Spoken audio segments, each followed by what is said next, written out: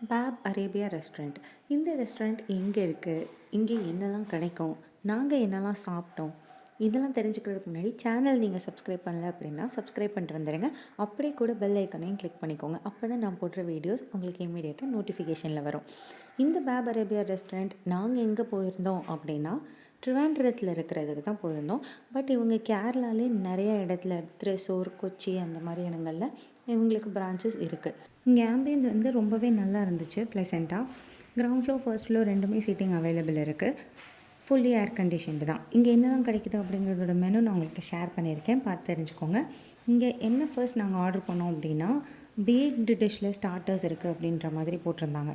So அதில் chicken and cheese ஃபட்டாயர் அப்படின்னு ஒன்று போட்டிருந்தது, அதான் ஆர்டர் பண்ணோம். நான் சத்தியமாக எக்ஸ்பெக்ட் பண்ணல இவ்வளோ நல்லா இருக்கும் அப்படின்னு சொல்லி. சீரியஸாக ரொம்ப சூப்பராக இருந்தது. அது மட்டும் இல்லாமல் 2 சிக்கன் ஸ்டார்ட்டர்ஸ் ஆர்டர் பண்ணோம். ஆல்ஃபஹாம் சிக்கன், அப்புறம் டஜாஜ் ஆஃப்கானி சிக்கன். இது ரெண்டுத்துலேயுமே ஹாஃப் ஆர்டர் பண்ணதுனாலையோ என்னமோ எங்கள் எல்லாேருக்கும் அது பத்தலை.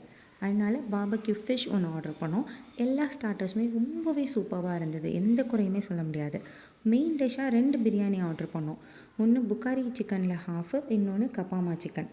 ஒன்று வந்து ஆர்டினரி பவுலில் சர்வ் பண்ணாங்க, இன்னொன்று நீங்கள் இப்போ பார்த்துட்ருக்கிறது தான் பாட் பிரியாணி டைப். ஸோ அவரே வந்து இப்படி சர்வ் பண்ணார். ரெண்டுமே ரொம்ப ரொம்ப சூப்பராக இருந்தது, ஒன்றுக்கு ஒன்று சளைச்சது இல்லை அப்படிங்கிற மாதிரி ரொம்ப சூப்பராக இருந்தது. நீங்கள் இதுக்கு முன்னாடி இங்கே ட்ரை பண்ணியிருந்தீங்கன்னா மறந்துடாமல் எனக்கு கமெண்ட்டில் சொல்லுங்கள். அப்படியே உங்களுக்கு தெரிஞ்ச எல்லா ஃப்ரெண்ட்ஸ்க்கும் இந்த வீடியோவை ஷேர் பண்ணிவிட்டு லைக்கும் பண்ணிவிடுங்க. தேங்க்யூ.